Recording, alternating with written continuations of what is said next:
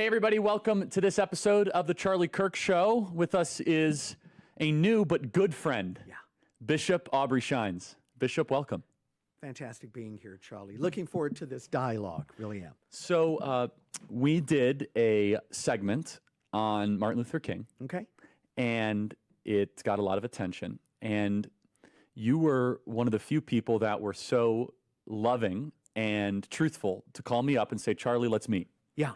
Yeah. And we had a great meeting about that, about many things. And I want to dive right into it. But first, why don't you introduce yourself, kind of the work you do, but I wanted to make sure we frame the conversation. Sure. And you know, this is always a difficult part, isn't it? When someone says, hey, tell us, what do you do? You know, we all have, those of us that have. Oh, I hate it. I know, don't you?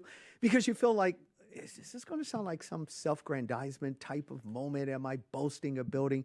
So I'm fortunate, Charlie. I'm able to shepherd over 21 different ethnic groups every single Sunday in the beautiful city of Tampa. Very diverse group, very conservative group. Outside of that, maybe some of your viewers recognize I was, and I hate saying this part because, again, it sounds like I'm patting myself like I'm having some sort of egomaniacal moment here, but I was the only clergy ever that Hillary Clinton put in her book by name as to the reason she lost her election. I have that honor. So I'm not sure where else to go with that. I worked within the Trump campaign, going from state to state speaking, and I didn't know that I was a white racist until I started doing that. I had no idea about it, and that's no reflection on my Jewish mom, but I just didn't know that I was a racist. You're a white supremacist, I'm a white preacher. I know. And so I'm not big on the black and white thing. I see myself as a Christian, just with a different ethnicity than some. I have a good mix of both black and Jew that's there. So I don't know. I think there's too much made of the whole, quote, ethnic breakdown. I think it's good. I think it's something that all of us should address. I don't believe in multiple races. I believe there's only one human race, and I think God made that race. I think it's pretty clear about that. So those are some of the things we do. Outside of every week, I am the voice of America Shines on Real America's Voice. I've seen it on Real America. That's where some people might recognize you. Yeah, hopefully. Hopefully not on the Cops Most Wanted list or anything like that. I've not had that distinction, so I'm not interested in that. So those are some of the things that we do. So Bishop, I want to thank you for being here. This is just going to be really great for me and for the audience because we, you know, when we first talked on the phone, I obviously knew of you and watched your program. And within first 5 minutes, you said, you know, I am the one clergy who Hillary Clinton blamed. I said, I like this guy.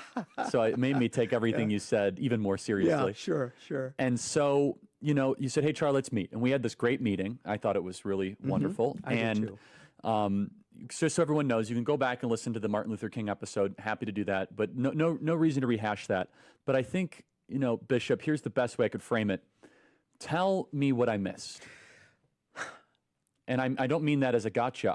No, and I don't take it at that. I think we're all guilty of this. Let me start here. I think often all of us speak from some cutout that we've learned somewhere. I think all of us, if we're intellectually honest, I think we go back over our lives and we realize, wait a minute, I meant exactly what I said, but maybe I should have considered the following. Maybe this part of this speech or this line was true, but was that all that there was to it? And that's when I heard what you said. It wasn't a matter of gotcha kind of a moment. I did wonder, does Charlie know the following? And I think that's where our dialogue began. And I think, and I want to say this, not just to you because I have, but I want to make sure that your audience get it. And especially those that hate you. Because it's hard for me to imagine that people look at us and they actually hate what we're doing. It's always a gotcha moment, especially with those who hate Christianity, those who hate a conservative movement. Our country. Oh my God, which in my opinion, Charlie, goes hand in hand. So I looked at the MLK thing, and let's just kind of segment it, and let's kind of break some of this down here. Did King ever have a left leaning? History, let's deal with that. And I ask you this, and I often have done this when I've done lectures before. Let's play a game. And to the audience, I want you to just consider, because all of us are right now, we're playing what's called Monday morning quarterback. That's what we're really doing. But let's put ourselves, let's make all of us with the same skin reflection as King. Let's go back in the 50s. Let's go to the 40s. Let's go to the 60s. King was hurting, as most blacks were. I'm not talking just economically. Here he believed in a system that was blind. It should have been, as related to the law. Here this great statue says, hey, come in. I'm not going to see you as anything other than we're going to base this great republic on just pure laws. Blacks are following the laws, but they're not the recipient of those laws. So I ask your audience to consider this, not from a 2024 perspective, but let's go back to the 50s. Make yourself black just for the sake of argument. If the very Constitution that you know is proper and right and beautiful, but it's not working for you, why wouldn't any of us consider another way out? After all, it's not working. And this was what I agreed with and still do. And if I could say it differently, it's that if you live under permanent racial segregation, which is evil, it can create a sense of bitterness. Of course. And it can lead you to, dare I say, let's say diet Marxist ideas. Yeah. No, is that what you're, yeah. Of course. I had to look at my own life. I was raised in a very successful, when my dad was living, very successful business home. I'll never forget, and I think I may have shared this story with you. I remember coming home one day from high school, had a great history teacher, and she was teaching things, and my dad was really good at teaching facts and life and history and business and all those kinds of things. But she exposed me to some of the more horrible things that were happening in the nation. I went to my dad. Now, at this point, I didn't know my dad was, of course, going to die, and he had been sick, and he was there in his room, and he's lying there. And I said, Dad, I need to ask you some questions, and I won't bore the audience with some of those questions, but I challenged him. I said, Dad, are the following things true?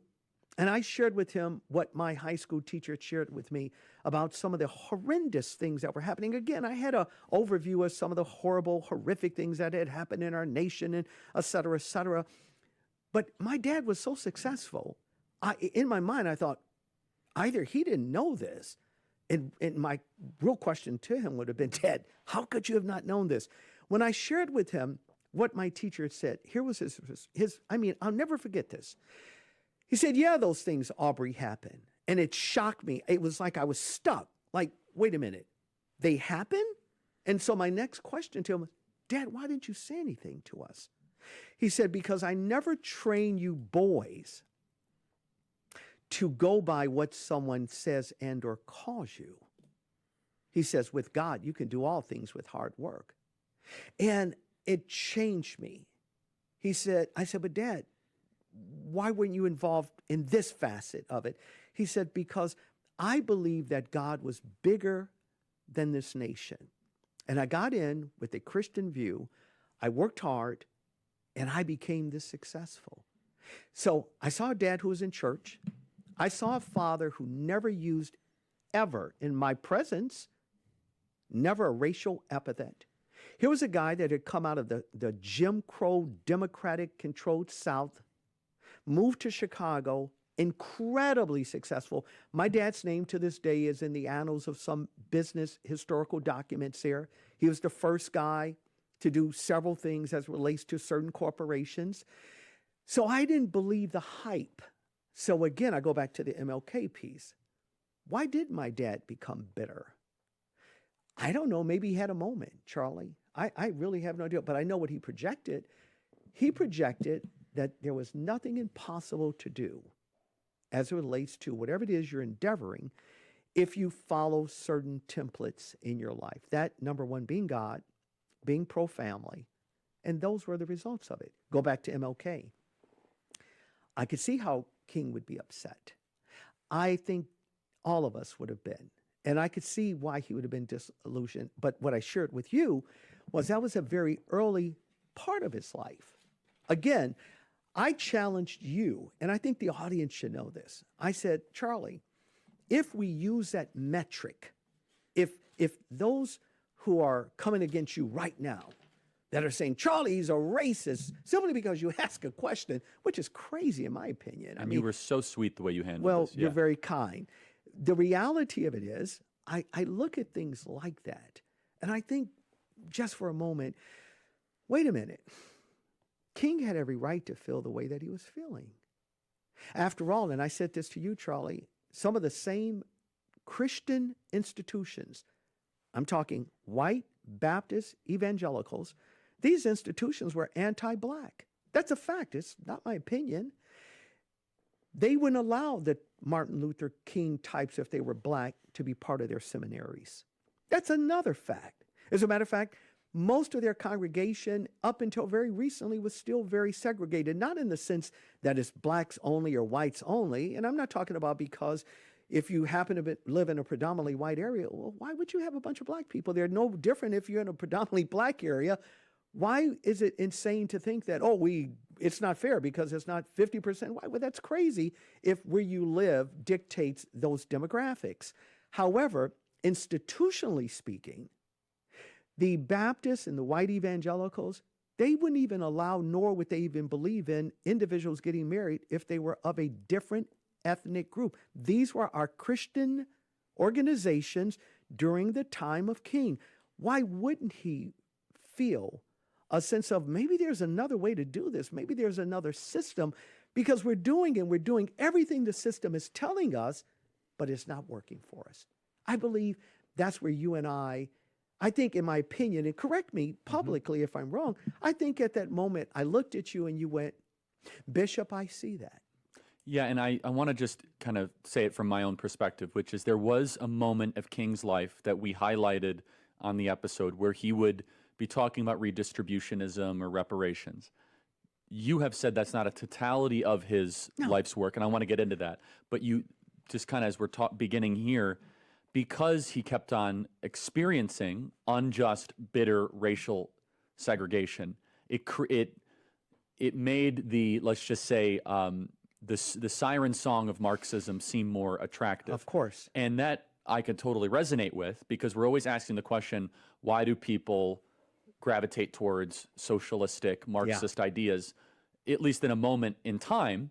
And the reason would be you feel as if the game is rigged against you. So Absolutely. let's just kind of take, in the American example, certain college kids might think that they're Marxist if they feel as if they can't own property, or, again, it's not the same thing, but that is what kind of, let's just say, fosters that mentality. And so when you said that, it was a very interesting clicking moment for And me. again, let's look at it historically.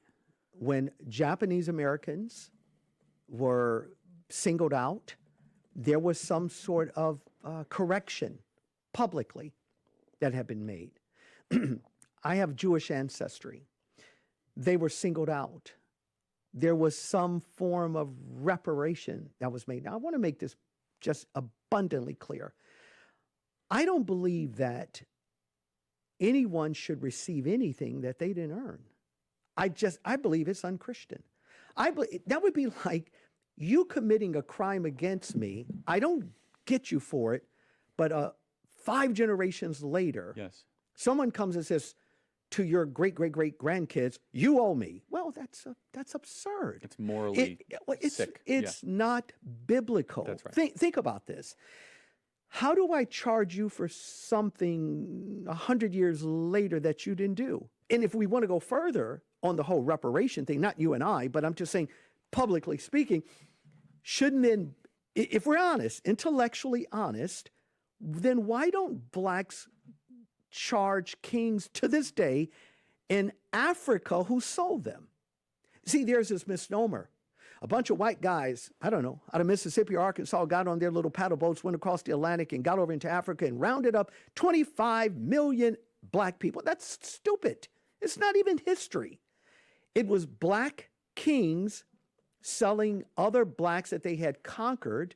They were selling them for everything from tobacco and a whole lot of other things, alcohol, beverages, various products they would sell, and they would merchandise them. So if blacks are really interested in reparation, then go to Africa.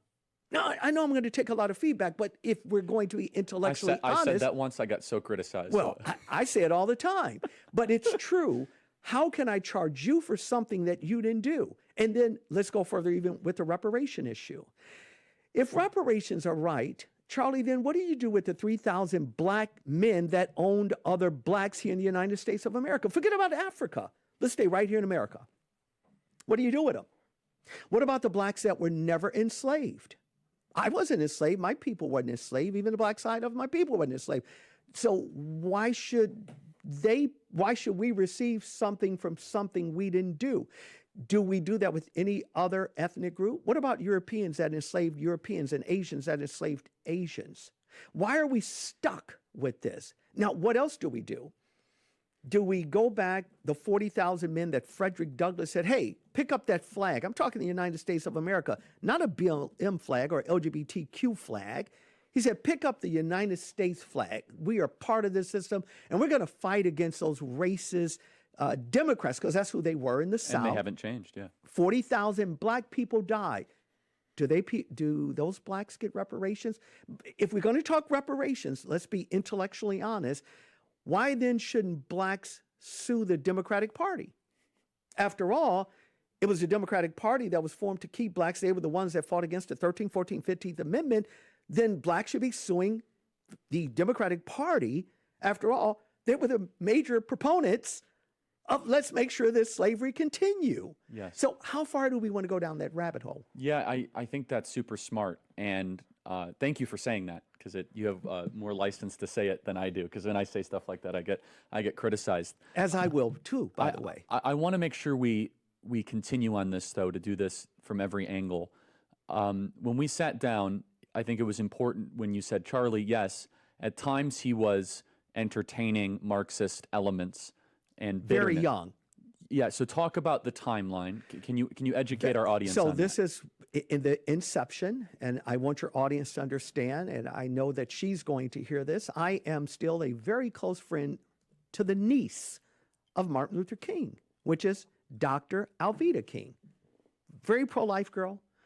Love her to death. She's almost a mother figure even in the movement, and she's yet ostracized even by some of the family members because she takes such a conservative position.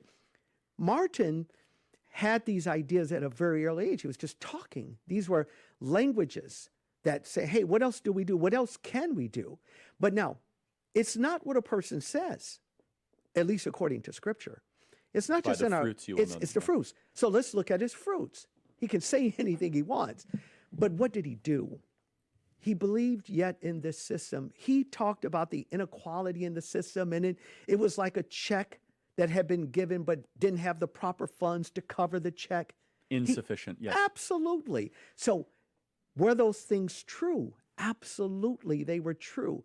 But we know for a fact, not by what he said over here or there, because if we use that, Charlie, as the template, we also have to be honest with Abraham Lincoln. Abraham Lincoln once said, and I can quote because I remember it, he said, for there is only one race that is superior and there is only another that's inferior. Do we burn down Lincoln? Those were Lincoln's words. Lincoln said, hey, there's a superior race, and he says, and I ascribe it to those of us who are white. He said, there are inferior races. He says, and I ascribe it to those that are black. Did he mean that? Well, he said it, Bishop. He must have meant it. Well, let's look at the fruit. He was also addressing a bunch of Southern Democrats that had he not appealed to their ignorance, he never could have gotten Emancipation Proclamation signed.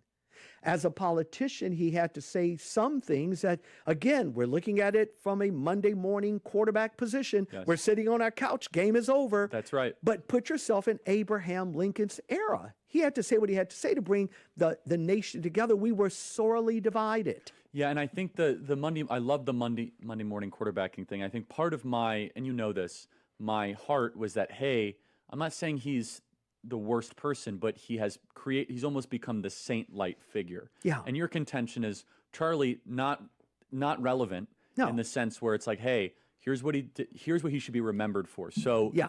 And let me answer that first. Sure. I think sainthood is appropriate in this regard. again, I'm speaking now from a Christian perspective. I believe that God raises up whoever God wants to raise up. Anybody that wants to take a Pharisaical view and to say, well, here was some of his faults. Well, if we do that, we're going to have a problem with the entire Bible. Why? Abraham had a ton of faults. Again, these are just facts. Abraham was willing to give up his wife Sarah to a king to be violated sexually that he could preserve himself. He didn't take a strong position and say, hey, that's my wife. You can go on and kill me if you want. Abraham said, hey, wait a minute. That's just my sister, which part of that was true. But the fact of the matter is, Abraham relinquished a position. Yet, as Christians, he's still the father of our faith. Time won't even allow me to talk about the failures of David. We only think about Bathsheba.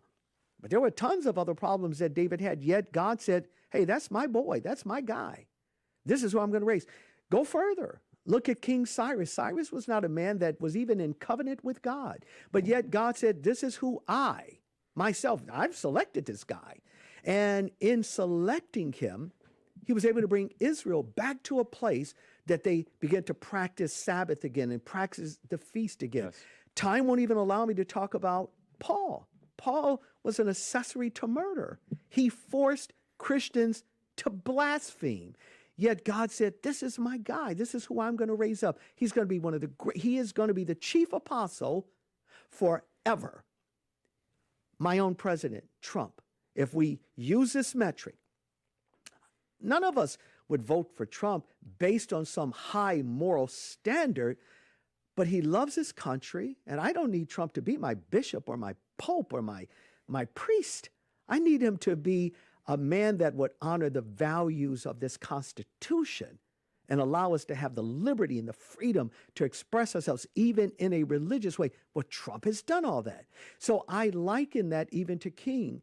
There is no such thing as a perfect life. Which one of us, Charlie, you, me, or anybody that's listening, how many times can we go back in our lives and go, man, I should have never said that or this? We all have moments like that. So did King have a moment where he talked about these issues? I'll go further. If he didn't, I would be afraid of him because I would think, this guy is too perfect. I can't relate to him. There's only one perfect individual, that is Yeshua, Jesus, as we know. our Lord. Yes. That's it. That's it. Every disciple, they doubted, they ran, they were cowards at times, they exercised certain cultural prejudice, but yet these were the pillars of the church. So when we did the episode, I received a ton of messages. 99% of the negative ones were just, not worth reading because they were full of, insults. You were so sweet. And one of the ones that I did appreciate, I want to ask you about, though, that I found to be somewhat persuasive is they said, Charlie, without MLK, the quote-unquote black liberation movement would have been far more violent, far more damaging to the country. That MLK do you? I don't agree with that. Okay. And let me tell you why I don't agree with that. Because what they're doing right there, without them saying it, they're pitting Malcolm X, Malik al-Shabazz is Arabic term. They're saying that the country would have leaned that way. It would have not leaned that way. Now, we're not talking about Malcolm, but I believe that a lot of what Malcolm did was good. They paint him as this anti-Semitic guy. He wasn't. Well, that's the other I want to ask you about. Well, yes. I know one of Malcolm's to this day. I know one of his cousins, a young lady who, by the way, is a serious Christian. Her dad was a Christian. This is Malcolm's first cousin. These are people that I know. These are Pentecostal people in the city of Chicago still existing. Malcolm came out of that. But again, when we allow the left to dictate our history, we're only going to get the sound bites they want us to hear. So do I believe that the country would have been ravaged by radicals? No. Why? Let's look at it historically. Take Malcolm out. Just take him out of the equation for a moment. I think it would have been a better time to burn down the whole system if you wanted to use that type of language back in the 20s and 30s. But what did we see? We saw great men and women going into the World War II theater. Out of it, we had great guys from the Tuskegee Institute that flew planes, and even though they were discriminated in a military uniform, they fought for the country, died for the country, yet they would come back and they'd be spat on. So if there was ever a time to burn it down, I think that would have been a good time. No, I don't believe that for one moment. Why? I'll tell you why. The nation was founded on Christian principles. when you have a Christian principle, truth is always going to live out. It doesn't mean that it doesn't have a process to get to, but it has to take time to get there. Any of us who have ever parented, trust me, you will look back and you'll think and rethink 1,000 times, man, I should have said this or did that. Keep living. You'll always second guess yourself. So do we have any evidence that the country was going to burn down prior? No, I mean, even if you went as far as Marcus Garvey, who believed in separatism, who said, hey, let's go back to Africa. Well, what he didn't realize is that Africa was the same group of people that sold you in the first place. And if we're going to use that language, again, I got to go back to this, Charlie, then why isn't the black movements or the white liberal movements, why do they give Islam a pass? Islamics were the biggest purchasers of blacks. By the way, they still are. It's still happening right now in Libya. In the Horn of Africa, yeah, it's still going on. It's still happening. Why don't we hear it? Because the legacy media don't want you to hear it. So what they'll do is they'll say, that Charlie Kirk, he's a racist. Well, what makes Charlie a racist? I want to say to your audience, no one's paid me to say this. Charlie Kirk is not a racist. I wouldn't be sitting here. No, I take that back. I probably would be sitting here, but I would be chewing his head off right now. Charlie, it's nothing racist about you. Thank you. If you lose the ability, my friend, to ask questions, you're dead already. Thank you. And isn't that what makes us American and what Exactly. the pursuit of inquiry? So Aubrey, just kind of riff on this as we think about MLK at his best. Yeah. Just how we should look at him and his life, just make the best case for MLK. A serious Christian who had serious challenges, as Moses and David and Paul and everybody else. A lot of people don't know because history has done such a horrible job. You'll hear, well, if you listen to King's last speech at the Masonic Temple, it's a lie. It was not the Masonic Temple. He was at the Mason Temple, the Church of God in Christ in Memphis, Tennessee. He was invited in by someone who I know personally, who's deceased. He was a spiritual father to me. His name was Bishop Gilbert Earl Patterson. He was once the presider bishop of the Church of God in Christ. That's where King gave his last speech, in a Pentecostal organization. I can tell you conversations I've had personally with Bishop Patterson about Dr. Martin Luther King. And I trust Bishop Patterson like I would trust any saint that have done a phenomenal job. You're talking about a church organization, second largest Pentecostal organization. By the way, just a little history here. Had it not been for the Church of God in Christ, the Assemblies of God would not exist, because it was the Church of God in Christ, a black man by the name of Charles Mason, I'm going to tie this into King, who ordained a group of white guys, but in the heat of segregation, these white guys decided while Charles Mason was out doing evangelism and building other churches, hey, we can't take the pressure of racism anymore. They started an organization called the Assemblies of God. So with that type of information, here is Bishop G. Patterson.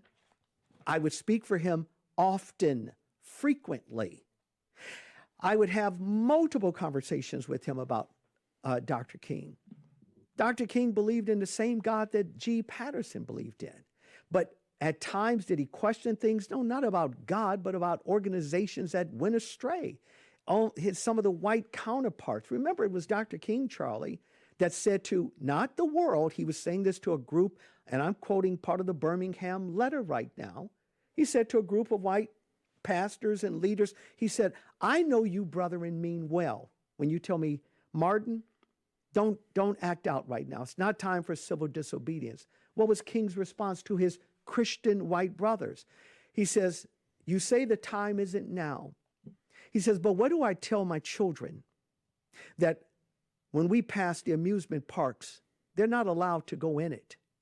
That when we want to stop to get rest, we can't go to the hotels that are in the area because, and I'm quoting King, because no colored children are allowed. He said, therefore, we have to find ourselves sleeping in the crevice of our cars looking for comfort because we're not invited in. He says to his white brothers, he says, so when you tell me not now, when?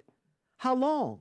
So again, here was this great leader saying to all people, and I want to say for the record, King did more for the white community than he did for the black. Let me explain that very briefly. Because blacks already knew that they were made in the image of God, but there were some of their white counterparts that didn't see them as equal to themselves. So King was awakening the conscience of whites to say, hey, if you're really a Christian, you got to stop this segregation in your churches. You got to stop it. That's why King went out to say, Charlie, he said the most segregated time in America is on Sunday morning. He wasn't saying it because blacks lived over here and whites lived over there. They were not allowed by the Christian organizations to even come together. So that was the God, and that sounds like the God of the Bible that I know, that says there is no black and white. There's no Jew and Greek. We're all one in Christ. He says we're one in Christ. That was the message of Martin Luther King. And so one of the legislative legacies of MLK is the Civil Rights Act. And one of the things that we talked about in our show that I think I want to talk about, which is how the Civil Rights Act has been expanded way beyond its scope in modern America to include the transgender, the homosexual, and how do you think that, in your opinion, actually damages the legacy of King? Oh, it damages it big time because, again, there were homosexuals that were during the time of King that wanted to participate in the movement, and King would not allow it. A lot of people don't know the history of that. Yeah, talk more about that. Oh, absolutely. There are great writers and authors like James Baldwin. A lot of people adhere to, and Baldwin, I have to admit, was a phenomenal writer, a phenomenal thinker, but he was a practicing homosexual. There were others. King chose, no, we can't do this publicly. We believe in the rights of all people, but we're not pushing sexuality here. He dealt with issues of that magnitude. Now, these are issues that a lot of media won't pick up. You got to know the material, got to know the books, got to be able to read it, got to be able to talk about it with the individuals that were there. So when I see the hijacking of the civil rights movement from the LGBTQ, I'm a numbers boy. I deal with nothing but numbers all the time. I come out of a family, very successful business. Let's look at the numbers. I challenge your audience, and especially the LGBT audience that monitors you and I all the time, looking for a crack to bring us down. Let's look at the numbers. Tell me, Charlie, and this is me being a bit facetious, Sure. What water fountains were homosexuals not allowed to drink in? Tell me about the schools, Charlie, that they said no homosexuals allowed. They say I can't get a cake. Oh, my. Wow. Then no one's still stopping you from owning the store of your own to buy your own cake. And as if there weren't other competitors. Well, of course.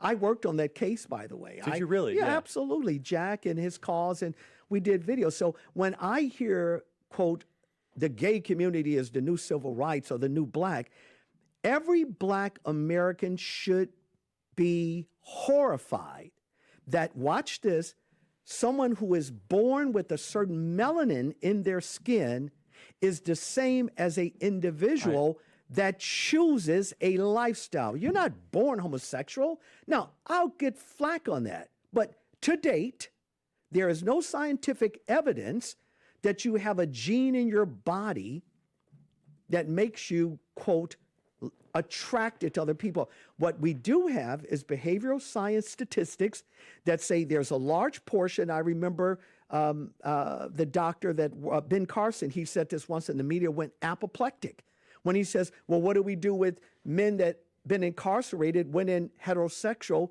and they're molested so many times it breaks their will and they find themselves practicing this. Charlie, I'll go further. I've married men and women that have once practiced the lifestyle that have come out and says, wait a minute, I've had this epiphany with Christ. Christ is not interested in my lifestyle here. They broke that in Christ. I married them. They're still married, producing children. So if they're born that way, how did they become unborn to be? You see the complexity here. So this is what was really helpful to me when I asked you a pointed question. I said a hypothetical. If MLK was alive today, would he be on board with the media and the activist groups saying that the LGBT is the new civil rights movement? I could only answer that predicated on what he already did. You Yeah, want to know what a based person... on what we know, Based on the what we answer is know. probably no. Well, again, see, here's the conundrum. Someone said, well, it was a different time. Pardon me, was it? Because here's this star of a champion, Martin Luther King, who gave his life. I mean, you talk about a martyr, he was martyred for what he believed in. Why would all of a sudden he say, well, I'm not going to take up this cause because I'm afraid? Come on. He wasn't afraid to give his life for what he believed. So we already have a body of evidence of what he's already done. And I think it's unfair for any group to come along now and say, well, would he have done this here? Well, we can go by what he did. Yeah, so maybe more fairly, is it even accurate, or should we tolerate, and I know the answer we're going to say, that the righteous civil rights movement to end racial segregation in the 50s and 60s shouldn't even be in the same conversation as this nonsense? It can't be. And I think it's insulting. It is an insult, but it shouldn't just be an insult to black people. There were whites. The movement of MLK was not a, quote, black movement. Only one that thinks it is some revisionist that can't, I don't know, maybe they can't see physically and they can't determine. There were whites that marched with King. I know of a man, he's deceased now, that marched with King. He is as white as white could have ever been. Lived in the South, lived in Georgia. There were whites that marched with King. So to some kind of way clump together the LGBTQ movement and say, well, we're part of that civil rights. Under what mindset? Again, here's the insult. Black people are born black, no different than brown people are born brown. But we have no scientific evidence that people are born with a sexual preference. That's a choice that people made. Now, you may not like that I say it, but prove me wrong. I'll wait, and I'll keep waiting. Show me the science behind that a person is born with a gene. Because if you're born with a certain gene, you can't change it no more than a white guy can change his or her skin. I don't care if you bleach it or tan it to death. At your core, take the blood test, you'll see exactly who you are. So when we're talking about individuals that have something in their mind, Charlie, what happens 200 years from now if a forensic scientist, I don't know, was to exhume a body of an individual? How would they be able to determine what was in their mind? They can tell you by the DNA of the bone, this was a male, this was a male from this region or that region. But one thing is for sure, there would be no 200 genders exhumed. Impossible. That's impossible. So when we talk about life choices, I could choose to be a murderer. Or a pedophile. Or an arsonist. How far we want to go here. So to clump together what people choose to do is very different than what you're born as. King, myself, you, others, we're born with or without an element of melanin for genetic reasons, have nothing to do with, well, I choose today, as Rachel did, I'm going to be black.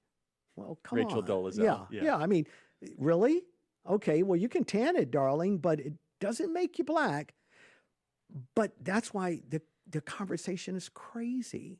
This is not about what King did in the civil rights with blacks and whites working together. It was simply to say the laws that are on the book, let's live them out. Had nothing to do with sexual preference. You talk about a group of people that were discriminated against. They could not work certain places, couldn't go to school in certain places, couldn't even buy a house, for God's sake, in certain places. And we know this. We know the history where we saw even guys like Frank Sinatra helping out people like Nat King Cole and Sammy Davis Jr. to say, hey, if you don't allow my friend, who happened to be black, in here to buy, then I'm not going to use you either. So again, we should not allow one segment, one population of a group, and a very small population, by the way, to begin to take us away from the original idea of what the civil rights group was really all about. It had nothing to do with sexuality. It had everything to do with making laws equal as related to black and white issues, period. And I thank you for saying that, and that's very persuasive to me. So another thought that I want to address here is right before we did the MLK episode, I listened to an NPR podcast, National Public Radio, and there was two black hosts, and they were mad. Not mad at me. They were mad that MLK's legacy has been whitewashed. What did they mean? I'm And curious. I'm going to paraphrase their argument. Sure. And this actually inspired me to speak out. And I could send it to you. Sure. And I just want to kind of give people an understanding of where I'm coming from.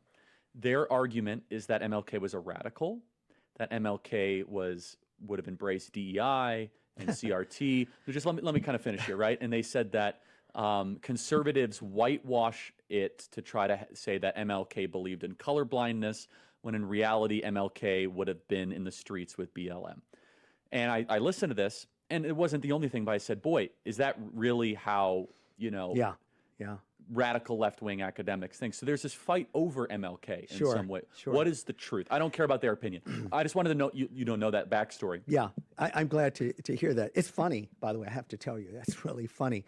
Because let's think about BLM for just a moment here. Black Lives Matter. Let me see. King believed that all lives matter. King didn't believe in infanticide. He spoke about it in St. Louis, Missouri.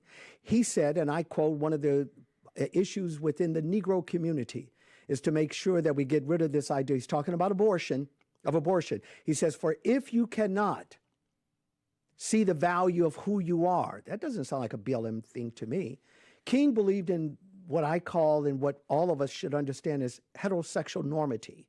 He pushed the ideal of male and female. Not once was he ever quoted anything he's ever written, any speech ever given. I listened to them all. He's never once pushed genderism.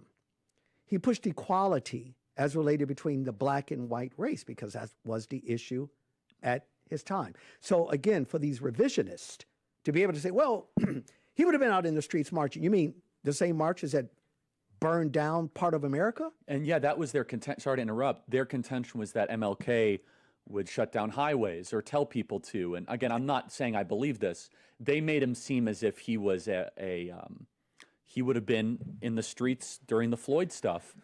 Really? Let me see. I don't have any history of King supporting Floyd. Let's look at Floyd's life. Well, Floyd. The Floyd type. Okay, thank you. Yeah. Here's a drug addict, a fentanyl user, a man who took a gun and put it on a pregnant woman's stomach, a man who had just ripped off and robbed.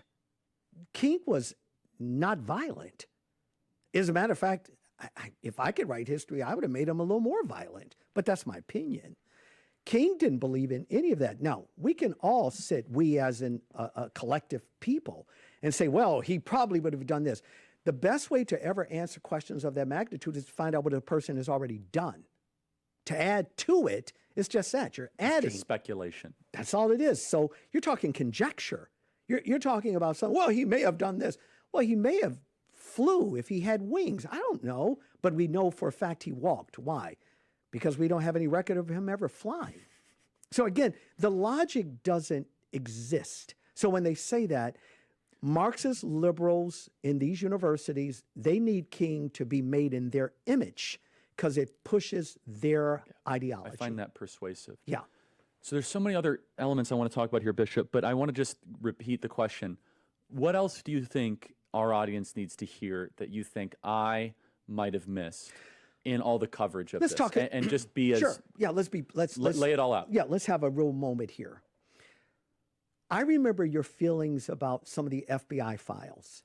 This is the best argument. Yeah.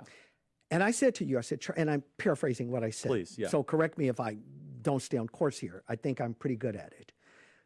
I remember saying, Charlie, if you use, Charlie, the FBI files about King, I said, Charlie, you're talking about the same FBI, like Ray right now, who goes in and feels it necessary to target conservatives, to make sure people don't do mass, and those that believe in Latin mass, we're going to watch them too. We're talking about a guy, the FBI, that covers up things like, oh, I don't know, the Steele dossier. So how far do we want to go? I said, Charlie, you can't use the FBI for any type of argument because we have a history of guys like Hoover that, are we serious? Are we going to really use? So my thing is, let's go to those that knew him. I'm sure there's enough evidence out there to say in King's life, he had challenges. But let's stay with the FBI portion of it. I'm sorry, Charlie. I believe the FBI should be dismantled as we know it. This is why I got to give Trump a plug here. This is the best argument. Yeah, because that you can make. Yeah. Look at what they're doing right now. We got guys in jail.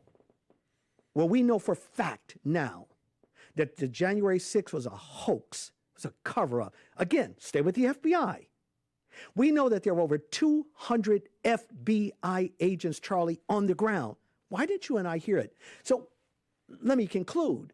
Why in the world would I listen to an FBI they're not being authentic? They're not honest. So why would I believe them to be honest about a man that was changing a system called Martin Luther King? I'm sorry, I don't buy the FBI. Yeah, and so just so everyone is clear, because there's two buckets that I want to just unpack here. There was Martin Luther King being unfaithful and committing adultery, which you believe he did repent for, and I want to talk about that. Then there's the much more serious accusations via the FBI files that said that MLK laughed while a woman was raped. You then say, hey, I sympathize with this, and I'm willing to dismiss that. Good. Because I don't believe the FBI. I think that they're a wretched organization. No, come on, tell me, Charlie, it's not true. I have to be intellectually honest. I can't say that the FBI that spied on Trump and spies on Catholic Mass and does, but can you just talk about those two different? Let's take the latter first. I don't believe in a organization that has selective justification for penalizing people. If we're going to be fair, then let the laws be applicable to all people. So I don't believe that if the FBI currently is doing what they're doing and we have a body of evidence, this is not me being some tinfoil hat guy saying, oh, I just believe they're all crooked. No, I know personally FBI agents that love this nation. I know them. I've eaten with them. I'm not speaking of the rank and file. I'm speaking of guys that are at the top, that are as crooked as a snake. And we know it not because it's my opinion. We know it because we have a body of evidence that says that they're crooked. So would I believe that, he stood back and he looked at a woman being raped? I'm sorry. Show us the evidence. Show us the video. Because remember, during King's time, they do have video. They do have evidence. Yeah, I think it was a wiretap. And the only argument that I entertain is that this is before the FBI did their kind of like PR leaks. Yeah. And so the question is, who were they lying to? Well, were they exaggerating? That's the. If we looked at it historically, because again, I'm a numbers guy, why wouldn't they lie? If King is getting this type of momentum, and he's up, here's a greater argument. That's to say then that every FBI head was so pro-America that they believed in a free and equal America. Well, come on. So let's assume that at the FBI head, there were some racists out there. Then why wouldn't they leak something like that? Why wouldn't they make something? How do you destroy a man? Let's take a Marxist position. You accuse that man. I'm speaking of Marx right now. Let's accuse him of the very thing that we're doing. Yeah, you ridicule them. So why wouldn't the FBI do it? Now, as it relates to any infidelity, some of King's contemporaries did speak about that, but they spoke of his repentance. Okay, so I didn't know this. So tell me about it. So King reconciled those indifferences with pastors, there's the key word, and more importantly, his wife, his family. So they want to paint him as this serial adulterer, but there's no evidence to it. These are just things that people said. And again, if we use that as the metric, and I said this to you, then what in the world do we do with David? Do we dismiss him? Or Samson. Yeah. I mean, keep going. I mean, we can kind of cover 66 books and we're going to find quite a few individuals that God himself used to do it. That's not to justify bad behavior, whether it's adultery or overeating. I mean, because that's lasciviousness, and God frowns on that as well. I'm not comparing the two, but last time I checked, all unrighteousness is sin. Yeah. And if God is able to forgive one, can he not forgive the other? I don't choose to amplify the frailties of an individual, because if we use that as a metric, we're going to all have a personal problem. It doesn't mean that all of us, every single one of us, should not strive to be better and be better individuals and better Christians if that's what you are. But if we stopped simply because at some point we failed somewhere, then my God, poor Peter took his sword and took a man's ear off. Well, let's count him out, because after all, he's too violent of a fella. I mean, Thomas, I'm not going to keep following Christ. I doubt he doubts too much. I doubt it. Then we got to get rid of him. So, Bishop, before we move on to just a small part on Trump and your book, is there anything else that you want me to hear or that you want the audience to hear? Because we had this great conversation, and the way you handled it more than even what you said is what I really appreciated. And just want to kind of give the opportunity here. Anything else on this? I think people should know this, and I'm not saying this in defense of you, but I believe this. When I hear those on the right, and I don't believe they're truly right, but let's use that as an argument. Charlie's a racist. I think it's crazy, because I've not heard you say or do anything. I heard you take a argument or things that were said. Now, I think in retrospect, and you did say this to me, Bishop, I probably should have not gone that far with this. It wasn't you groveling. It's like looking at it in perspective. Hey, I never thought about it from this angle. Didn't mean that what you said or believed didn't have some form of accuracy attached to it. So I needed that to be a starting point, because anything else is a lie. So when I hear some on the right and some on the left and some who say they're on the right, and, well, he's a racist for even bringing it up. Well, that's crazy. We can't have a dialogue. We can't talk. That's absurd. I guess you can't challenge any historical figures or ask questions. No, I do believe that King was a champion. I believe there is a sense of sainthood about him, in the sense because he was God's man. He was a man that God selected at a time. It was Paul, the great thinker and lawyer there in Rome, talking about things of this magnitude, how God is the one who raises up principalities and powers, and God is the one. And I'm quoting Paul, even out of Romans 13. Paul is the one who just so eloquently said that God is the one who sets these individuals of authority in place, or allows them, a better translation, to be in place. So I think all of us would have followed King, because, again, if we're honest, we couldn't have followed some that were in the evangelical white world, because we don't know their names, except we do have them on record for not being equal and fair to their black congregation. We do see them saying, no, you can come here, but you can't serve in any capacity. So we got to be fair to the time. We got to look at it in perspective, and we got to say, wait a minute. After we review this, you know what? Let me make sure that people will understand that I see things a little different. And Charlie, when you even said that to me, I'm glad, Bishop, we've had this conversation. Yeah, we had this long historical-based conversation. Yeah. And to be clear, the movement of ending racial segregation is a moral and righteous one. That movement. Absolutely. Yeah. And it still is to this day. Yeah.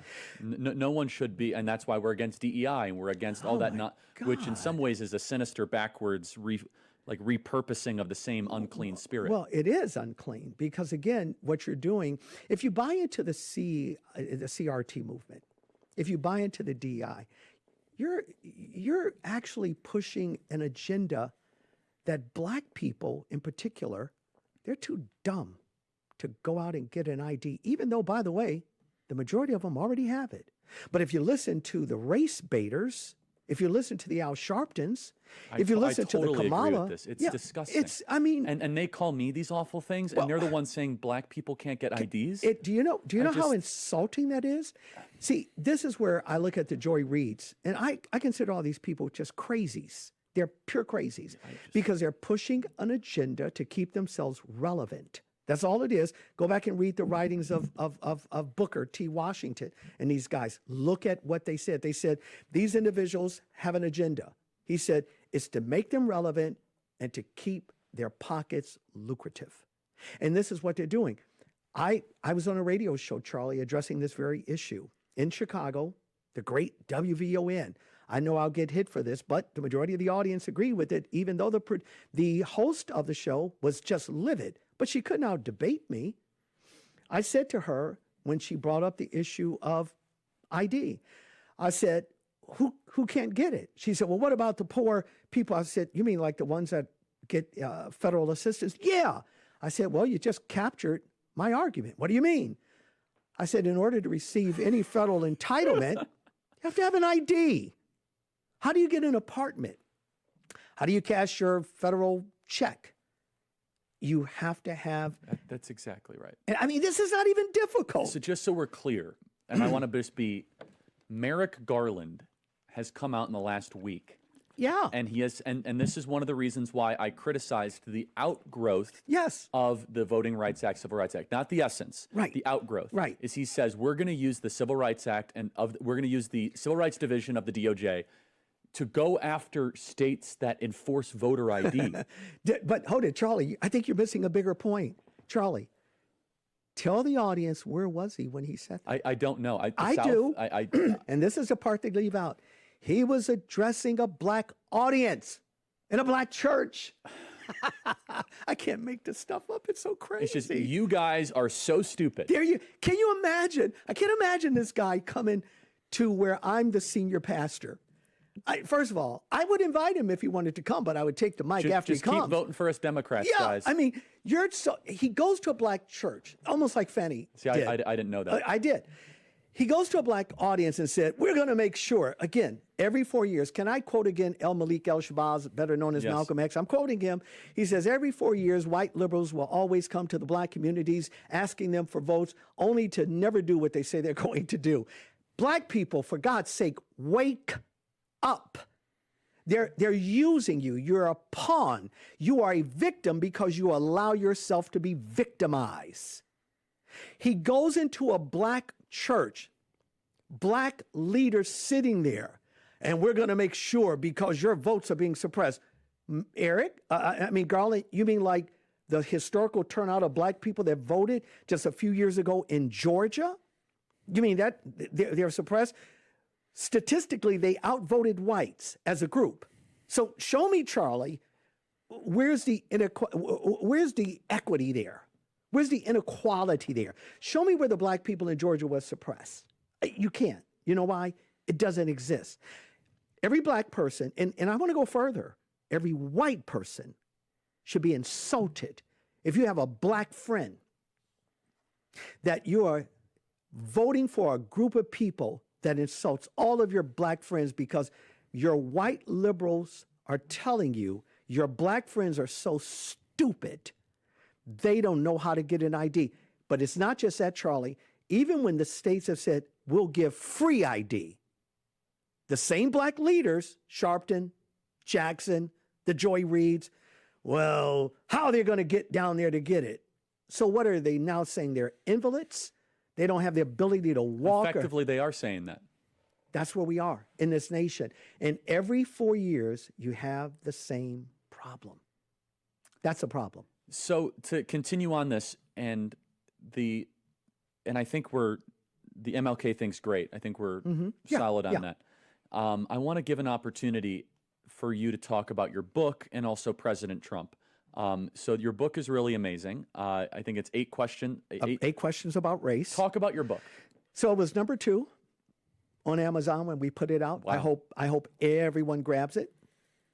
Number 2, I didn't try to do it. I just addressed some very basic questions about race. I challenged the viewers, check it out.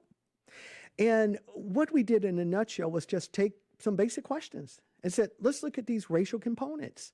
And in that small little book, we hit number 2. Wow.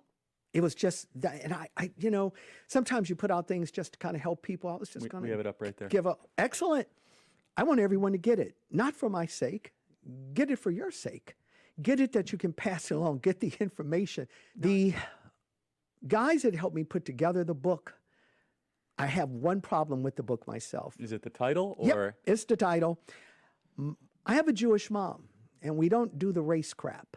And they said, well, as a black pastor, I said, wait a minute, I can't deny my Jewishness either. But they felt, well, this is going to really be effective. And it was one of the biggest tormenting things that I've ever addressed. A lot of my friends that are Jews to this day, they still struggle with that portion. They still bought the book. Thank you, guys, girls, for doing so. If I had a chance again, I would have insisted. We're not going to do the black thing, because I don't see myself as just a black person, because that then denies my Jewish heritage as well. I don't like it. I hate it. Okay, I'll move beyond that. Buy the book. Help us, because all of the proceeds we take and we use it to inform the community, not just black community. I'm talking about America's community. So the book was overwhelming. Go out to Amazon or go out to aubreyshines.com. We'll get it to you. Name one of the two of the questions. So one of the questions, in a nutshell, and I want to paraphrase this because I kind of like this one. Why do you allow someone else to dictate to you how you should think? And I got that from the angle of looking at history. Again, if we're going to talk about race, let's talk about it. Who in what group really opposed blacks from doing well? Let's intellectually have that conversation. Southern Democrats, yeah. Democratic Party. Yeah. Why was the GOP formed? It was formed to Ripon, Wisconsin, is an anti-slavery party. Absolutely. Who started the Jim Crow laws? The Democrats in the South, yeah. What about the lynchings? Who were they? The Ku Klux Klan, Southern Democrats. Yeah. So we address all of that. When it was time even for the 64 bill to be signed, the Civil Rights Bill. It's filibustered by the Southern Democrats, yeah. Wow. The longest filibuster, by the way, in history, still to this day. 26 hours or Yep. something, yeah. 20-some hours of filibustering. Why didn't they want it? So these are things that we dive into in a very quick way. And it's more of an information piece. So people's reading go, whoa, wait a minute. And by the way, we sent, 1,000 of those things out at one point to some pretty major groups. And these were leaders, black, white leaders. And they said, we didn't know this information. And they found it so informative that obviously they began to have their congregation and various people began to buy. So it hit number 2. And I was like, whoa, we're at number 2? So, hey, help us revise the book. Maybe there's a group out there that want to buy 10,000 copies. Buy it. Put them out. I didn't share this with you, but someone in your organization, Turning Point, buy 10,000 copies, hand them out free to every guy, girl that comes through your door. Let it be part of their learning experience, and then they'll see America from a Christian worldview, and you'll realize that the race question continues to be alive simply because there are groups that needed to be alive in order to be profitable. That's the essence of that book, Charlie. I love it. So I now want to talk about our mutual friend, Donald Trump. Yeah. Interesting, Charlie. Where to start? Okay. This is going to be a lot of fun here. So I got to give your audience the background, because you said it earlier, by the way. And I got a few buddies, maybe I should name their names right now. They love both you and I. And he once said to me, why do you always push this part of the story? This is how Trump came into my world. And I have to be candid. Trump was not on my radar. I was and loved the Constitution, and I was looking at that time to really support Ted Cruz. There was a group of very wealthy people that brought a group of us out to Texas, and we were there to support Cruz, and I was going to do it. Well, it was almost time to do some videos with Cruz, and I really felt inspired by God at that moment. I didn't know why.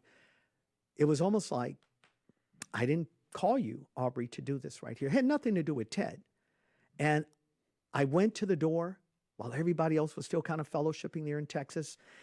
And I actually had the valet to get my car. I left. And I got in my car, and I really felt it was like the Lord dealing with my heart. I'm going to raise up Cyrus. And I knew exactly, Charlie, what that was. That meant Donald Trump. And I thought, Donald Trump? Now, I wasn't anti-Donald. I didn't really know a ton about him other than the great things he had done as far as building business. I love those kind of things. I love entrepreneurship.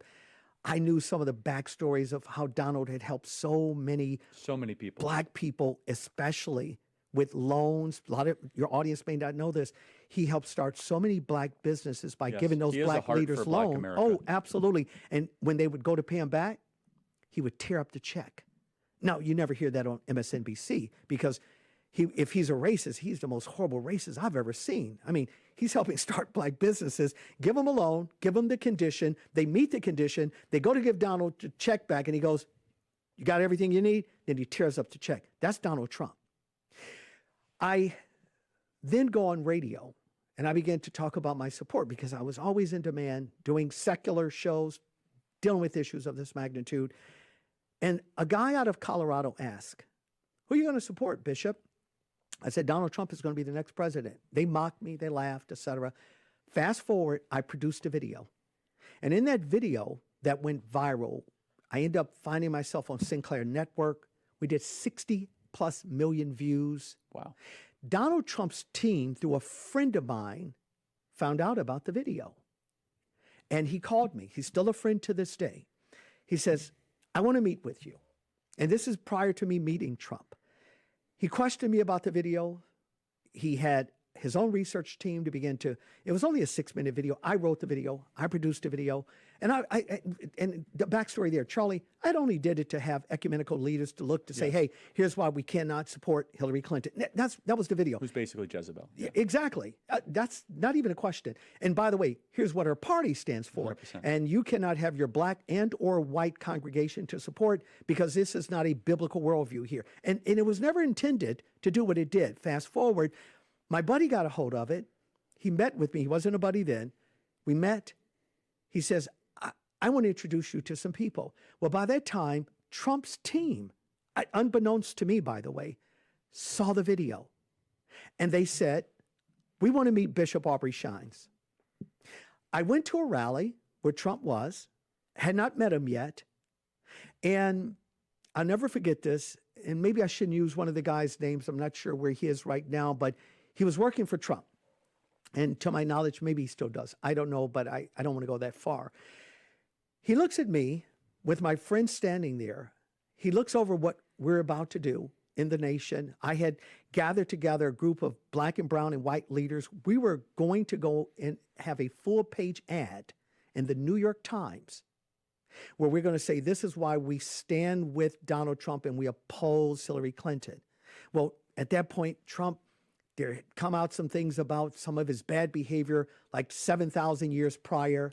And so it was scrapped. But my friend insisted, Charlie, that I meet Trump. I go to the rally.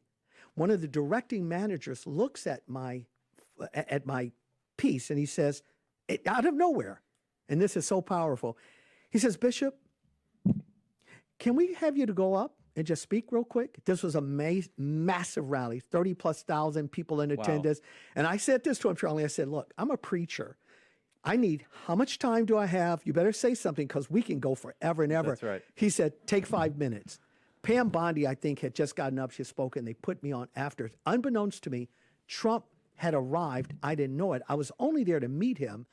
I'm speaking, and that video is out there, by the way. And the crowd is really responding. So Trump says to my friend, and I can't use the language. I did find out exactly what he said. Some expletives were in it.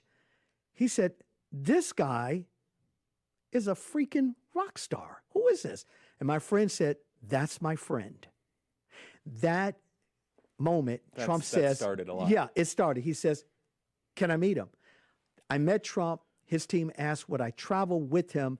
And at that point, state to state to state, several states. Amazing. I traveled for him with him and spoke in the auditoriums. 2 minutes remaining. What does Trump have to do better with the black vote? Talk the way he's always talked. When he asked the question, what good has it done for you What to do you have to lose? Yeah. 70+ years of doing it? Bring in guys like myself. I have to say this publicly. I'm probably, if the right scenario happens, I'll work with him again. And we're pretty close to perhaps having that agreement. If so, I can bring in just a ton of black, brown, and white leaders that will stand with Donald Trump. He's going to need it. I don't think he has to do anything. I think, again, his record speaks for itself. Look at what he's already done. I'm not interested in his rhetoric, what he'll do. I look at what Donald Trump has done, not just in the historically black colleges and universities, not just because blacks had the lowest unemployment ever recorded in history, not just because of all of the great money zones that he produced to help businesses. I look at his policies against the CCP, how they impact all Americans, not just black Americans, his issues on making sure we have rights as it relates to we're not being shut down because we have a religious view. I don't have to ask Trump what will he say and do different. He already has a body of work, Charlie. I think it speaks for itself. Aubrey Shines, any final thoughts here as we wrap up? Hey, we got to keep doing it. We got a long battle ahead of us, Charlie. You're welcome back anytime. Hey, I'm and I looking want to forward. thank you for how you approached this and what you taught me, and what I've learned is I'm grateful, truly. And you're now a new but a good friend. I'm looking forward to the building of that relationship. Amen. Well, Bishop, thank you so much. Yeah, my pleasure, Charlie. God bless, guys. Email us freedom@charliekirk.com and follow Bishop Aubrey Shines on social media and check out his book. Thanks so much.